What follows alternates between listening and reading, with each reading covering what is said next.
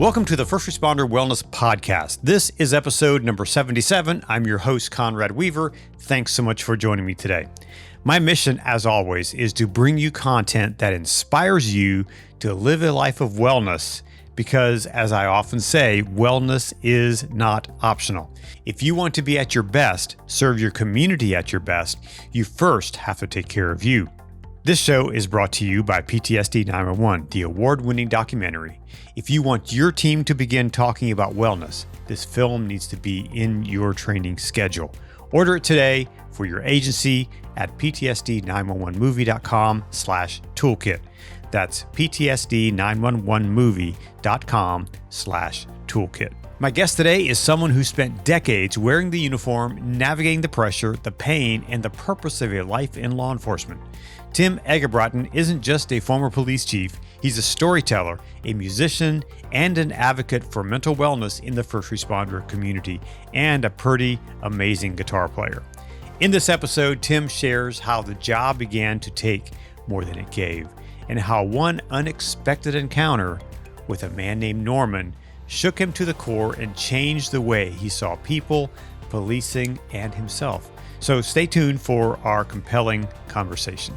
Hey, before we dive in, if you're a regular listener, I'd be incredibly grateful if you'd leave a 5-star rating and a review on Apple Podcasts or on Spotify. Your feedback means the world to me and helps others discover the show. If you think someone in your circle would benefit from this episode, please share it with them. That's all I ask. Thanks so much. Now, let's get into my conversation with Tim Eggebraaten. Tim, welcome to the First Responder Wellness Podcast. I'm so glad we were able to connect and have you on the program today. Thank you, Conrad. It's an honor to be here. So tell us a little bit about you. You have a background in law enforcement. Tell us about that a little bit.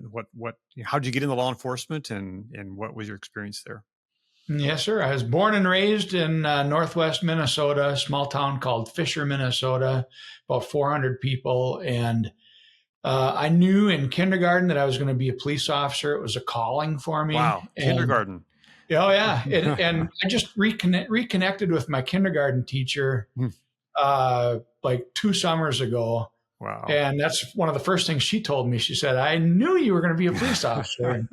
and because I just knew it. And then I think there was maybe a week or two in like my freshman year of high school that I thought I was going to be an attorney. And then I met an attorney and they said how much reading they do. And I hate like that kind of reading.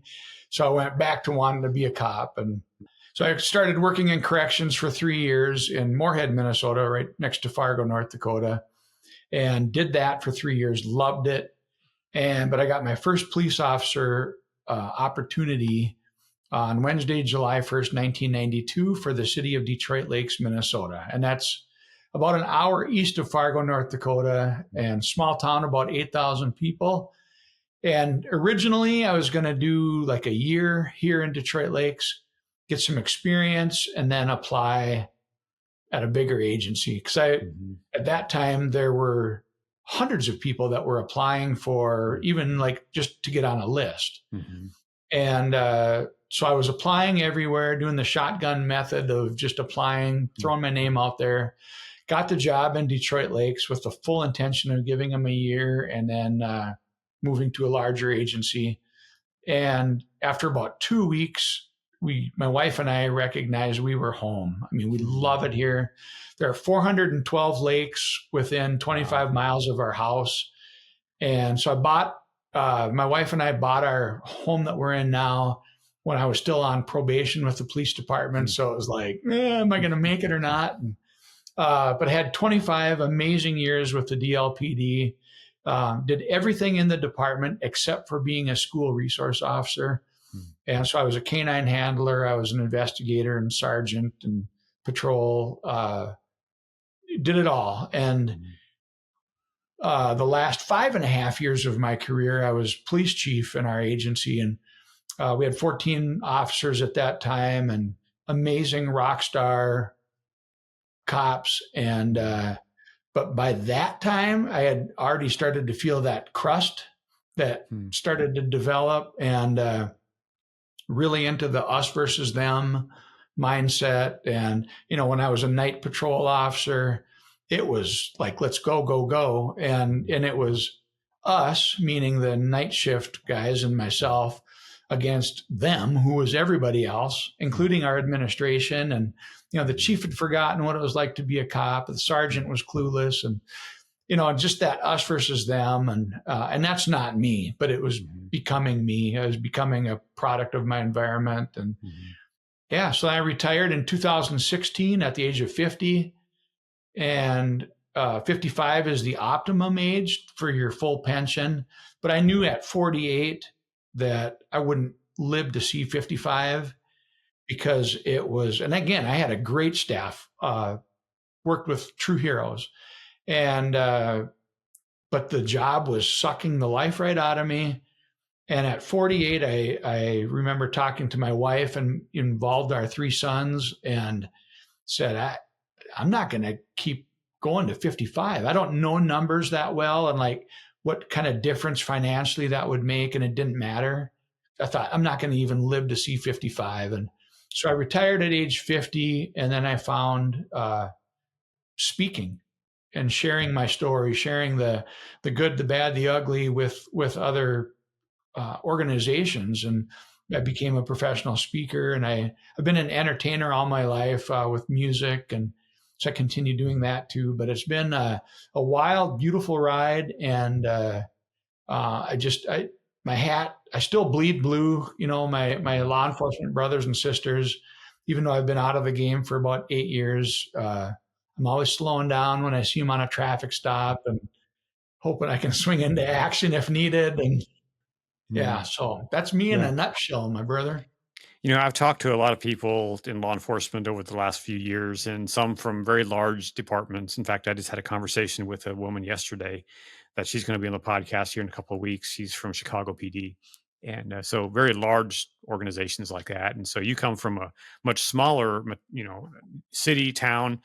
Was the types of law enforcement things you had to do there much different than it was like perhaps in the larger cities? I think so. I never worked in a large city, but like Chicago PD or Minneapolis would be my closest big police department. And I think part of the big difference is they don't live in the community they serve most of the time. And so people, when I moved here, they knew me only as Officer Eggebraaten. I wasn't from here. They didn't know me as little Timmy from down the street. And that was my identity in my community. And so it was I think a different style of policing, where you might be giving a city council member a speeding ticket or something, and then you see them in church that Sunday, and your kids are going to school together, and so there's that part of it. But the job wise, I think we did more than, because like the bigger agencies are so specialized, where you have a traffic division, or if there's a burglary call, the uniforms go, they secure the perimeter.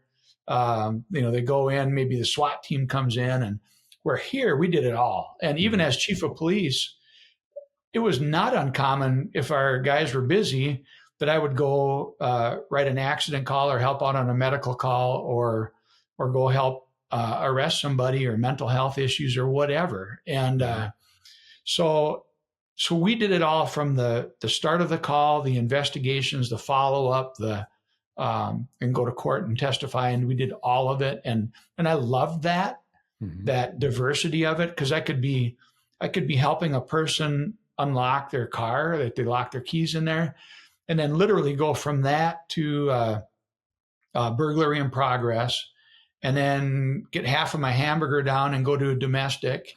And, it's just that, but I loved it. I thrived on that. And the not knowing what's next, and thinking on your feet, and making those split-second decisions.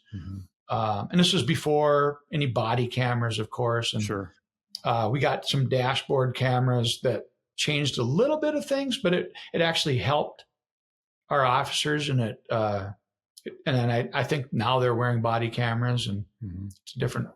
But it's the officer I was talking to yesterday from Chicago PD, she was talking about that, how nowadays there's so many different roles within the police department there and so many different, specialized units. She said most of the patrol officers, they're just going from one in progress to another in progress. Right. They don't even have downtime to do paperwork for, whatever burglary or whatever. They just hopping from one hot call to another.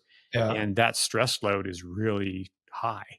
And where does it go? That's the thing. Yeah. It's how do you dump that? And people say, I always used to hear, when you get home, you wipe your feet on the doormat and you leave your job at the job, and then you walk in the house and you pet the kitten and you kiss your spouse and whatever. And it's like, that's not even possible. It's just like, because we're dealing with stuff. And so when I hear your podcast, and I always think of like, some of your listeners might be sitting in their squad car right now, listening to this at 3 a.m. with the earbuds in, and they're thinking, I hate my job. I hate, I'm on my third marriage or whatever, and they're, or whatever. But it's like, so where does all that go? And that's the thing. I think we're getting better as a society and better as a culture of at least talking about it. We're getting hopefully away from the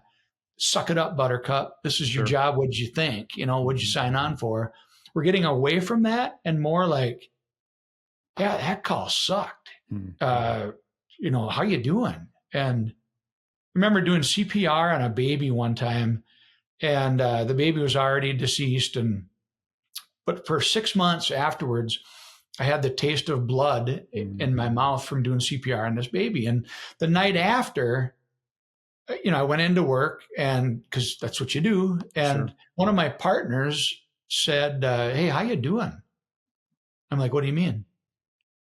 Like, I can't even imagine doing CPR on a baby. And how you doing? And I was like, I was so good / horrible at shoving it down. And I did that my whole career. My wife didn't know anything, and it was just like, you didn't talk about calls that never. Yeah, never ever. And it, of course, then I was a stereotypical poster child. I was drinking too much.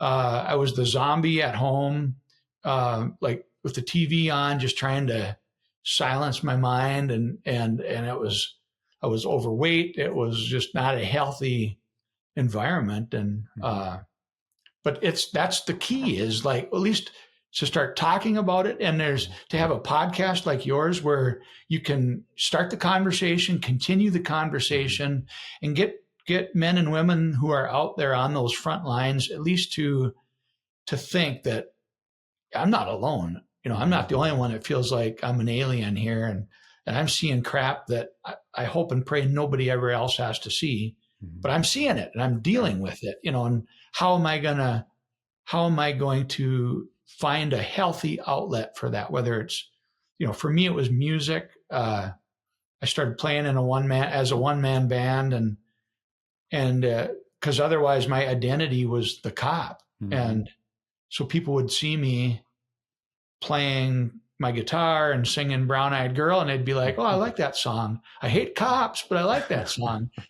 And so that gave me an outlet, and my friend group involved police officers, but it was also bigger than that, and I didn't know it at the time, but I was being intentional about like trying to find some kind of outlet. Most of it wasn't healthy. It was mostly involving alcohol. I think everything I did involved alcohol. When you were a younger cop in your earlier years, maybe the first 5 years, 10 years, was there a point where you kind of became self-aware of, hey, these things are affecting me? Yeah. It was early on in my career, and I got a call for a guy that was looking for some assistance, like some kind of social assistance. He was a transient who just got dropped off by the bus, and a homeless guy. And I just remember going to that call with this is not convenient for me. This is a waste of my time. I should be chasing the murderers and the rapists and the child molesters. And I got to the call at our Holiday Inn in town, and I met this guy, and he was in his mid-60s. He was skinny. He had gray hair, and he had these amazing brown eyes that just like something about his eyes, that just you can't quite place it. Mm-hmm. And so I started talking to him. He said his name was Norman. And I'm talking to the guy and like wanted to move on to my next call. And it's just like, eh. And ended up, I gave him a ride to another hotel, and our Salvation Army, we had a program that an officer could assess the needs of a person and maybe get them some help with food or a hotel or something. And so I got a Salvation Army voucher, brought him to this hotel and filled out my paperwork. And on my way out, he said, "Hey, wait a minute." And I stopped and I looked at him, and he looked at me with those brown eyes of his. And the only thing he said to me is, "I want to remember the people who have helped me." And Conrad, it knocked me on my butt. I didn't know how to respond to him. So I just turned around and got in my squad car, and I sat in this hotel parking lot late summer evening, and I started to cry. And I was not a crier. I certainly don't think it's a sign of weakness. I just didn't cry. Mm-hmm. But there I was, like, sobbing. And I remember thinking to myself, who the hell have I become? Because that was not the Tim Eggebraaten that Kenny and Pat Eggebraaten from Fisher, Minnesota raised to be caring and thoughtful and conscientious. The guy that got into law enforcement to help people like Norman. Mm-hmm. But like somewhere early on in that career, I had lost my focus of that. It was night shift versus day shift. And because the day shift just sat around doing nothing and making our job tougher. And it was us versus them. And that's not me. So just a simple interaction with this, apparently, I mean, by every stretch of the imagination, it should be just a random interaction. The guy rocked my world. And he made me recognize that my rhythm of life was offbeat, and that I'd better do something about it quickly, or I was going to be a statistical burnout. I was already well on my way. And what I recognized was that these Normans and Normas and these people are everywhere. They're if we can silence our brains enough to see them and recognize them. I've had big city cops that say, "Oh, it's really nice, Tim, but when you're humping it from call to call to call, you don't have time." I'm like, I'm calling crap on that, because these people are still there.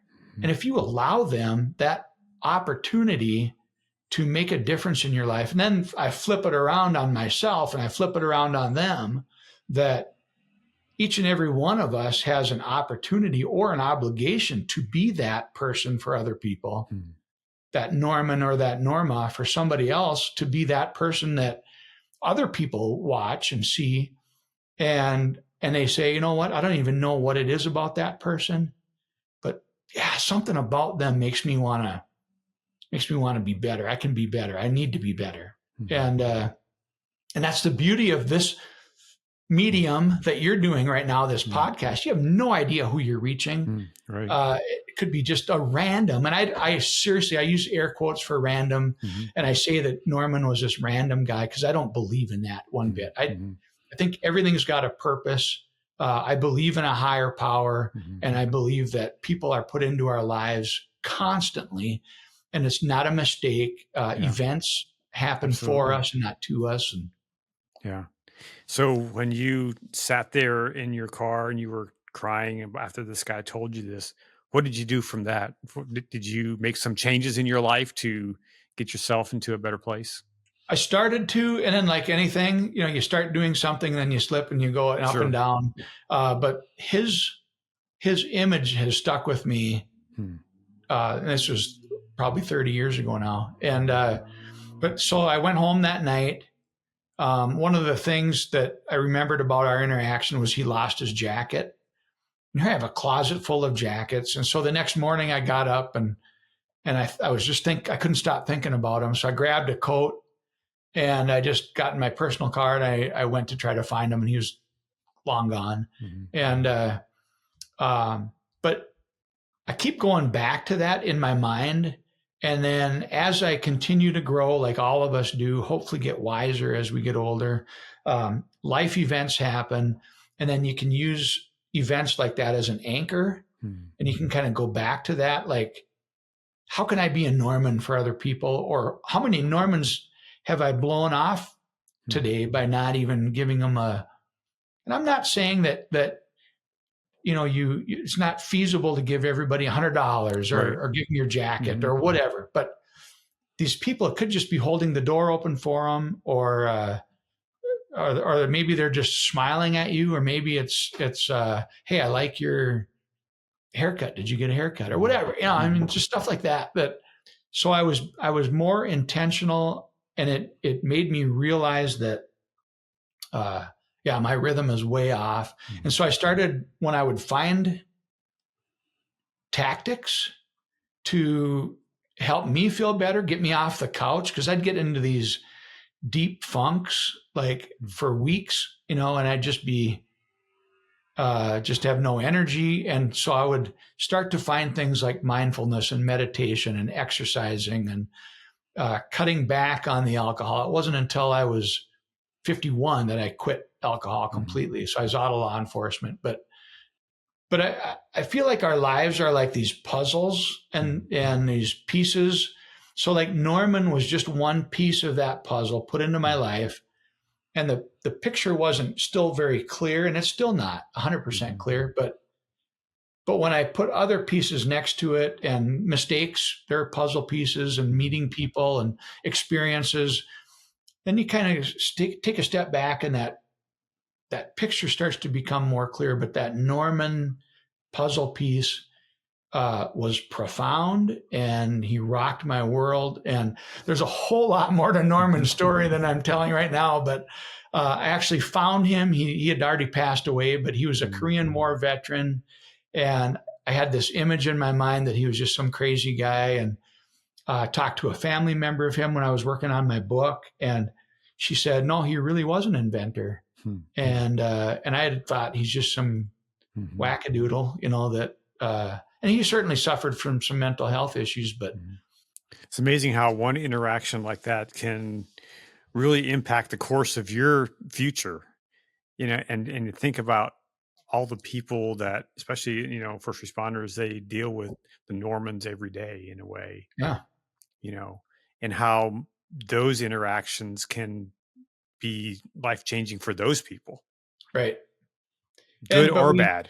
Right, exactly. But we put up this guard, and we need to be. I'm not suggesting that the patrol officer that's listening to this take out their earbuds and they go hug the first person they see on the street. Right. I'm not saying that at all. Yep. You still have to have that, a little bit of a barrier, and we need to insulate ourselves somehow from the barrages of insults or whatever. But all that being said, that when we are putting ourselves in the moment more, and then recognizing that maybe this person isn't a threat to me, once you've determined that they're not a threat, maybe there is more to it, or whatever it is. But I'm merely suggesting that for me, Norman rocked my world, and literally. So I started, a new journal yesterday, and I asked, or my quest for the day was to help me recognize the people I come in contact with and really see them, and how can our interaction be a blessing for them and for me? What's the purpose of our interaction? And then, so when I wrote that down, it was like, and I wrote that down in the morning, and it was like, holy crap, I've seen billboards in my small community that I hadn't seen before. And there's like all these messages, and it made so much more sense to me. And just by being like more present and more intentional. And I used to think I was one of those guys that I thought that was hippie voodoo stuff, the mindfulness crap and that. I was that guy until I experienced it from a sergeant from Minneapolis Police Department who introduced it to me in like a calm way, not forcing. And it was amazing. And I was just like, holy crap, what'd you call that? He said, mindfulness. I'm like, never heard of it. And if I had heard of it, I don't know. I mean, but it was like another one of those puzzle pieces that when it snapped into place, it was like, man, if I had known this at 25, how would my career have been different, or how would my life be different? I don't know. But so there's all these moments in our lives that shape forever, and people that we meet.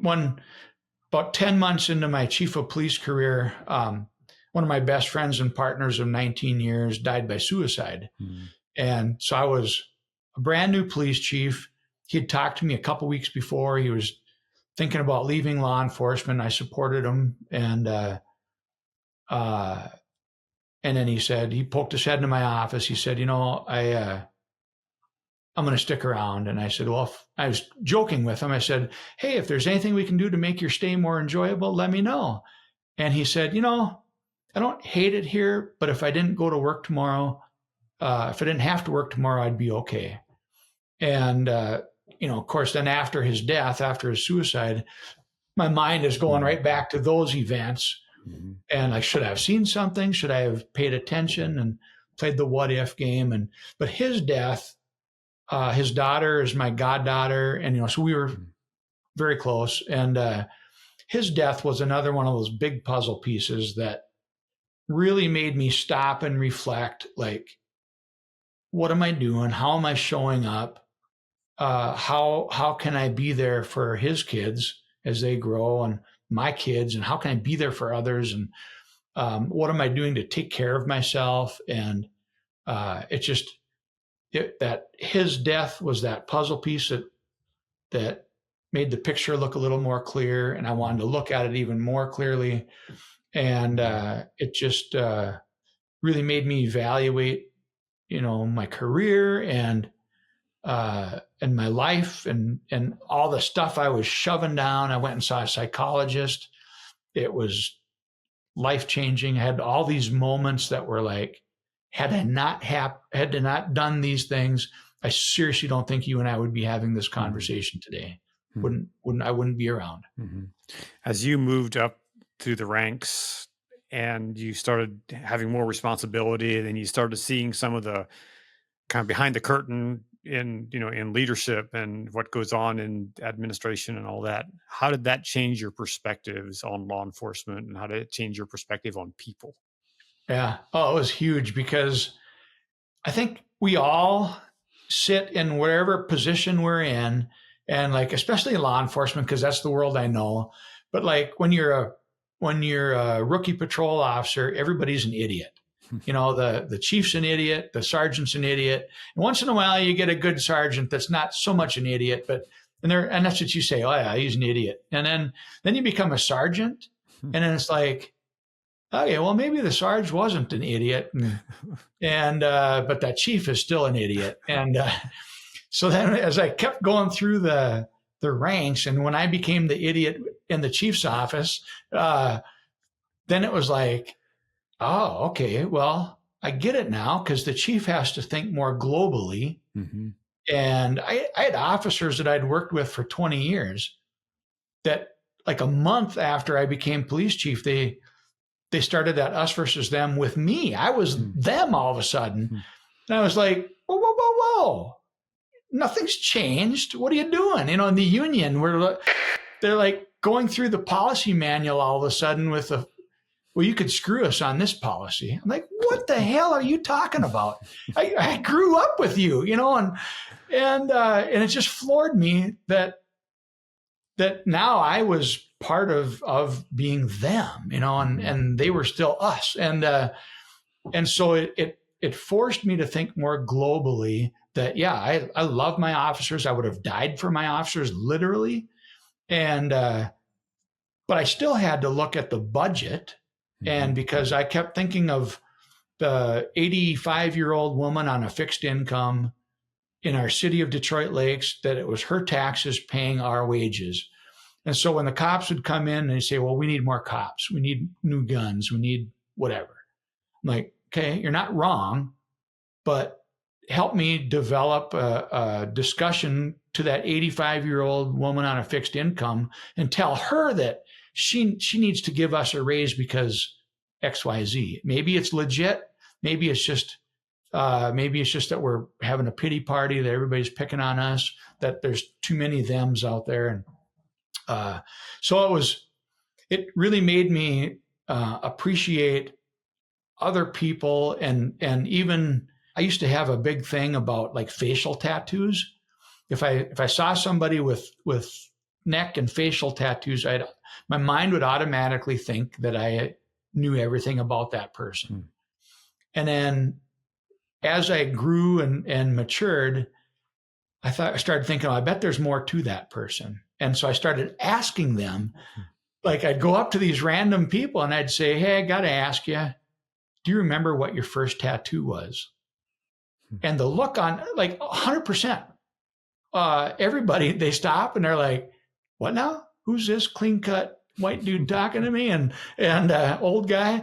But they would all smile and they'd say, well, I was 16. I had to sneak out of the house. I can't show you the tattoo because it's in a private spot.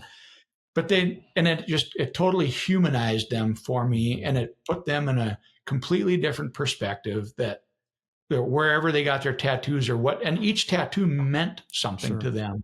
Yeah. So I think being police chief and in every position I've had as a dad, now grandpa, and I really try harder every day to put myself in. And when I'm speaking, when I go around the country speaking, I literally put myself in the chairs of my audience before the event because I want to be in their mindset. Like, I don't want to waste their time for 60 minutes and share a story with them that is not going to be relevant to them. So I really put myself into their spot. And I think that being in a leadership role helped me with that a lot, just to think of the others and recognize that there's more to people than what we're first seeing. Do you think that's part of the challenge that we have seen recently with some of these stories ending up in the evening news where officers, first responders made bad decisions? They've forgotten the human side of people, and that people are humans, are human beings. Yeah, I think so. I mean, I used to call people or refer to them as a piece of crap, not to their face, and sure. POS. But it's like, and it's easy to do that. And when we do that, then it dehumanizes them. And so it's easier for us to feel that way about them, that piece of crap, but yeah, and it takes effort. It takes a willingness on our part to recognize that, yeah, they're having a bad time right now and maybe they're high or they're whatever. But that doesn't necessarily define that person. And because it used to bug the crap out of me when people would see me in uniform, they'd have no clue who I was, and they'd automatically assume they knew everything about me just because I was a police officer in a uniform. And that bugged me. But then I would do that all the time when I would see a gangbanger or see, whatever. And I'd automatically assume that I knew everything about that person, when the reality is that we know squat. We know nothing. And so again, to the patrol officer that's listening to this, be safe. I mean, you still use but just recognize and remember that when they're calling 911 or when you're going to that, when you're arresting that person, that doesn't necessarily define them. Just like the mistakes that you and I have made don't define us. I hope they don't.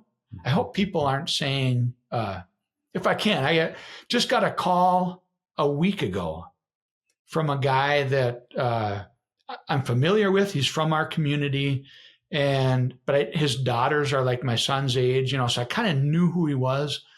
And he sent me this kind of cryptic email like, hey, do you have time to talk sometime? I'm like, yeah. And I thought maybe he wants to hire me to speak or entertain or something. I didn't know. And so he finally called me last week and said, he said, do you remember in 1992 when you chased two guys into this house? And I'm like, give me more details. I don't remember. And he gave me more details. I'm like, yeah, I do remember that. He said, I was the guy hiding. And he said, for all these years, so 30 plus years, he's been holding this resentment for what I did. And the charges got dropped because I was a young, aggressive cop, and the search warrant we got was washed, whatever. But so for all these years and watching my kids grow up and his kids grow up and seeing me from a distance, he had this image in his head about me. And he went on vacation in Mexico, and his dad had given him my book. And so he read my book in Mexico, and he's like, Tim, I got to tell you, that humanized you. And because I've been arrested twice in my life. And so I'm the last one to be judging anybody. And so here we had this like clear the room conversation about stuff that he's been holding on to for 30 years. And I didn't remember who he was, but so I certainly wasn't hanging on. But we do that. I do that too, where I'm hanging on to some things that if I were able to have a conversation, or if I initiated a conversation, we'd recognize that it was A, misunderstanding, or B, that was just the way we were in those days. We've changed. So you've been retired now. In the years leading up to leaving law enforcement and putting down the badge and putting down that job and going forward, what did you do to prepare yourself for that? What was that process like? Was that difficult? And what surprised you after you retired? I think the biggest advantage that I had was I didn't let law enforcement define me. That I started out here as Tim the cop, but then I was Tim the entertainer, and Tim the police chief, Tim the Cub Scout leader. And so I would, intentionally, I didn't want to be identified. I loved my job as a police officer. That wasn't the case. But so when I retired, I see a lot of police officers when they retire, they go into like armed security or courthouse security. So they're just switching uniforms. And most of the people that I know, they weren't happy in law enforcement. They was that toxic culture. Then they're just changing out the uniforms, and they're still unhappy. So when I left law enforcement originally, when I retired, I like shunned it. I pushed away I didn't want to be identified as a police officer. I intentionally pushed it away. And I wanted to be, start my brand as an entertainer and as a keynote speaker. But then it quickly, when I started working on my book, then it dawned on me that, well, that was a big part of who I am, my whole career as a police officer. And I worked with some true heroes. And so then I started embracing it again. But a lot of the challenging parts were like when I'd meet people, because I retired at 50, or I shifted gears at 50, and they'd meet me at the hardware store, and they'd be like, "Oh yeah, must be nice to retire at 50. Yeah, I wish I should have been a cop." And like, well, yeah, go for it, buddy. And let me know how that goes for you. But just that mindset of, oh, it must be nice. But we do that. I do the same thing. You think it's easier than it is, and it must be nice to be a professional speaker, get paid a lot of money, whatever. And so I think that was a big part of my transition. It wasn't a tough transition, because when I retired from law enforcement, I was ready to retire. I went back to my police department about 2 weeks later, because the new chief was looking for some files or something. And so I had to go into the building through the front door, like every other common person, where I was used to going in the back door for 25 years. I stood there waiting for the secretaries to open the door and let me in. I'm like, but it was good, because it was like the handing of the torch to the new chief. He's doing a great job. And it didn't take very long. It took about 6 weeks after retirement for the weight to be lifted, where I think my mind felt like maybe I was on vacation. Maybe I'd be called in for some special operation or something. And so after about 6 weeks, when I recognized, and my mind recognized that, yeah, I'm no longer police chief, I'm no longer a police officer, the weight was lifted. It was healing for me. It felt really good. And and I honestly haven't looked back. I see some of the people in the police department, but I don't worry about what's going on. I don't try to get the information on the new chief. How's he doing? Was I better? And I don't care. I mean, so I think that helped a lot in the transition, was just making sure that my identity wasn't 100% police officer. Mm-hmm. So what's the biggest thing that surprised you in your retirement? I think the biggest thing that surprised me was when I was in law enforcement for like almost 28 years total. I was walking around every day in like a level 7 or 8 out of 10 stress. And then when I retired and that weight was lifted, like now today, if all the stuff hit the fan at the same time and it was a crappy day and I was stressed, it might be a level 2 out of 10. And I think that was the biggest surprise, because when you're in the heat of the battle, and you need to be like on it, and your head can't be anywhere else. But I think just that day-to-day grind, and then knowing, especially in a small community like we are, I'd go to a boys basketball game, high school basketball game, and I would be sitting next to the person that I just investigated for crim sex, and knowing what I just saw on their computer, and it's like, and I got to be smiley and hello, how are you? And so I think that was like a pleasant side effect of leaving law enforcement, and just that weight. And then now I try to focus really hard on just being right now, right present. And my youngest son's girlfriend puts it, just be where your feet are. And I love that. And it makes so much sense. And that's, I'm intentional about it. And so I am where my feet are, whether it's in Minnesota or Arizona or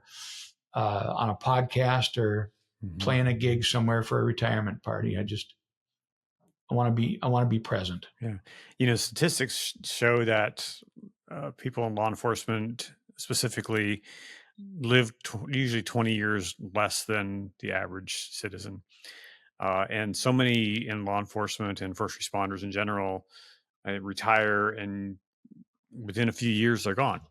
Yeah. Whether it's by their own hand, oftentimes, or heart attack or something like that. What do you think is different in your case? What was it in your DNA that causes you to have this kind of mindset that you have today? It has to be optimism. I'm a nauseating eternal optimist, and I'd have guys when I was working, they'd come into my office and they'd be like, "Chief, I know you're going to spin this to be positive, but I got to tell you this and this," and I'm like, "Well, yeah, I'm still going to spin it to be positive," but I'm like very optimistic, but I feel like I'm realistically optimistic, and where like I recognize that days are going to be crappy. There's going to be death, and there's going to be challenges in life, diagnoses and whatever.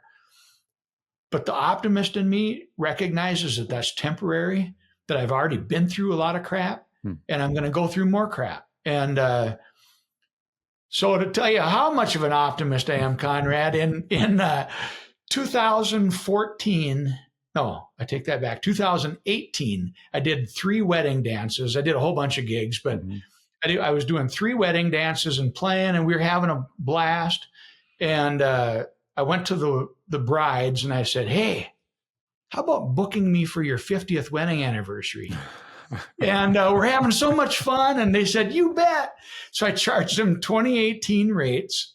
And so I booked 3 gigs for June of 2068. I'm going to be 102. And I don't even remember who they were, but I'm going to just show up at 3 50th wedding anniversaries in North Dakota somewhere with my guitar. And they'll be like, who's the toothless old man there with the guitar? And that's some pretty serious optimism there. All right. I'm a man of my word. I told them I'd be there. But I think that optimism is, I mean, there are studies that show that optimists do live a little bit longer. Sure. And and then I have a faith, and that's kept me going too. And so I think those two things, and then just my lifestyle changes and has helped me tremendously. Where I've buried a lot of friends that retired, and like you said, I mean they were challenging to be around for their supervisors, when they were working, and just that they bought into that toxic culture, and it is, and we have to like constantly be aware of that after the crappy call, and we're sitting around joking about it because that's what we do, because that's how one of the ways we handle it, a mechanism. But then we need to recognize too that, okay, well, that was horrible. How am I going to handle this? And instead of just shoving it down and keep shoving things down, and I got to a point where it was bubbling over, and I was seeing like color videos in my head, and I was smelling smells, and I thought, oh, I am losing it here, and I need help. And that's another thing, is that like who does a uniformed, badge holding, gun holding police officer, who do they tell? Do they tell their sergeant? Do they tell a lieutenant or their chief? And then what's going to happen? Are they going to put me on light duty? Are they going to take away my gun? And they're all legitimate concerns. But we need to keep this conversation going, and we have to start the conversation. We have to be honest with ourselves that, man, something's not right. I just kicked the cat, and I don't kick cats, or I just woke up for the third morning in a row hungover, and I can't keep doing this. And so there's the beauty of where we're at now today versus 20 years ago, is that it is a little more acceptable to talk about it. And I think we beat ourselves up even more that, no, we have to be that stoic, that person that is, we compartmentalized, and that's our gift. And so I think the importance has always been there. It's even more important, but I think the avenues now are more readily available. There's stuff online. There are therapists that are, where you can pay them cash, and nobody has to know. There's employee assistance programs and so many options. But the first thing that we need to do is, if you're wearing those earbuds, it's 3:00 in the morning, you're feeling burnt, you need to do it now, like make an appointment or talk to somebody, a chaplain. These chaplain programs are amazing. Do something, make that first step, because it's not going to happen by itself. It can't. Yeah. I want to ask you one thing. You referenced that you sing and you play and you do music. How much did music play in your life in kind of keeping you grounded? 1,000,000%. I mean, I was whistling before I could speak, so I used to think everybody had a song in their head all the time, but I don't think everybody does. I do, like, constantly. Yeah. And it's like a radio playing. And some mornings when I'm sleeping, it's like someone cranks up the volume, like an energetic way. And and then the ability to play the guitar and sing helped separate me from my identity from law enforcement, gave me another identity. I remember one of the first times that I was playing as a one-man band, and I had arrested 3 kids, and they were young and they were drunk, and they were all 3 in my back seat of my squad car, and I'm driving. And one of them said, "Which cop are you?" I said, "I'm Eggebraaten." And I was ready for the barrage of insults. And they're like, "Oh, like the singer?" And I almost hit a street light. And I was like, "Yeah, I guess I'm the singer." And, "Do you know any Johnny Cash?" And I'm like, "Yes, I do." And that was like one of the first epiphanies that I had, like, they never would have like talked to me in uniform, but that music was a uniter, and it like broke down the barriers. And I find that when I'm doing my presentations too, my keynote, like when they're looking at me, like I start out with a song, they're thinking, "Who's this guy?" good God, if he has us holding hands and singing Kumbaya, I'm out of here. And but it's not like that. And it's something different. But even if they're not familiar with a tune, if it's something that I made up, it's still something. I think we're hardwired in our DNA for rhythm. I mean, there's evidence that even before we were communicating verbally, we were communicating through drum beats, like through to different tribes. And so I think that rhythm is something more than just something we like to hear. And then there would be days after my friend Chad died from suicide. I was down and out, and I remember vividly laying on the couch, and a friend of mine sent me a text. He said, "Hey, you should check out what my brother recorded." And he'd recorded a song, and it was like a bell ringing in my head. I mean, this song spoke to me, and it completely transformed my mood. And so I use music a lot as musical therapy. But again, I don't have crappy, stressful days anymore. But it's so fun doing a gig and playing a song and seeing somebody that is having a crappy day and just watching their head bop, and then knowing that something I'm doing and love to do is making a difference. I was just asked today to share a real brief message and some music for a friend's funeral coming up in a couple of weeks. And it's so profound that the husband asked me to do something that I feel like I love to do, and it feels like it comes naturally. But if anything I can do to make their day even just a little bit better, I'm all in. And that's the thing too, is that each one of us has some sort of gift. Not everybody can sing, not everybody can play the guitar or whatever, but we all have the ability to listen to our friends, to offer a kind gesture, or hold the door open for somebody, or just not be a jerk, like 3% less of a jerk, and just keep pushing that needle down or whatever. But we all have that ability to make a difference in somebody's life. And man, when I can do that with music, it's like I am all in all the time, and I'll do it till I physically can't.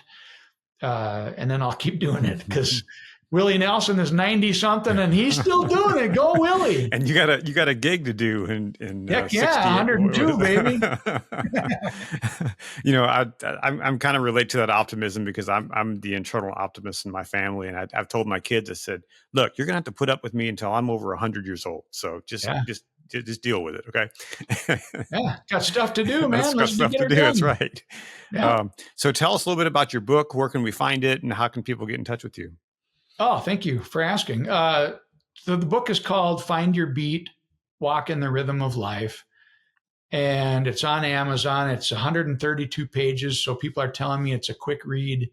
And it took me about 8 years to write. It's very vulnerable. It's very open.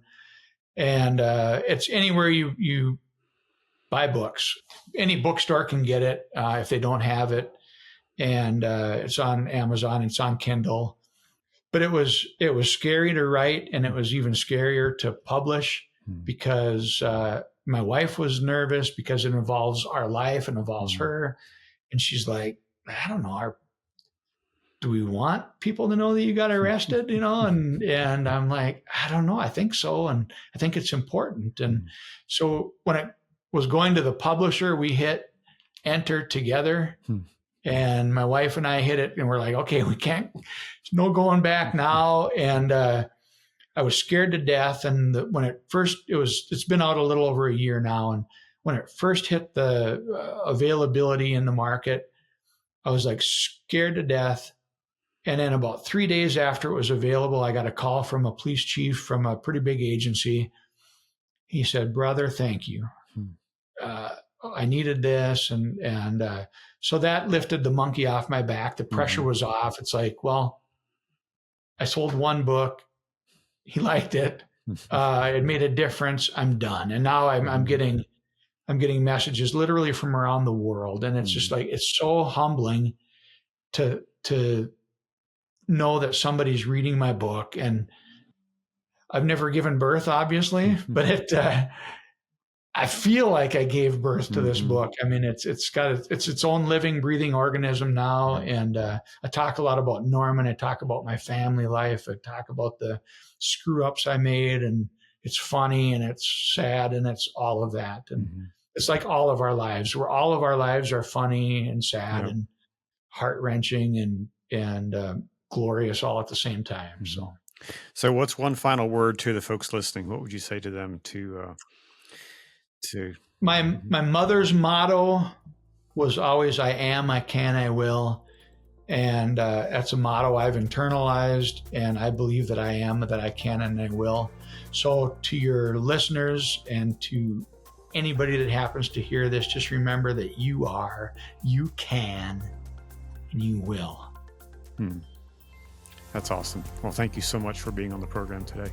Thank you, my brother, and thank you again for all you do. Yeah, it's absolutely. just you're making profound impacts, the ones you hear about, and then every one you hear about, there's 1,000 that you'll never hear of. So thank you. Yeah, sure. Absolutely. It's my pleasure.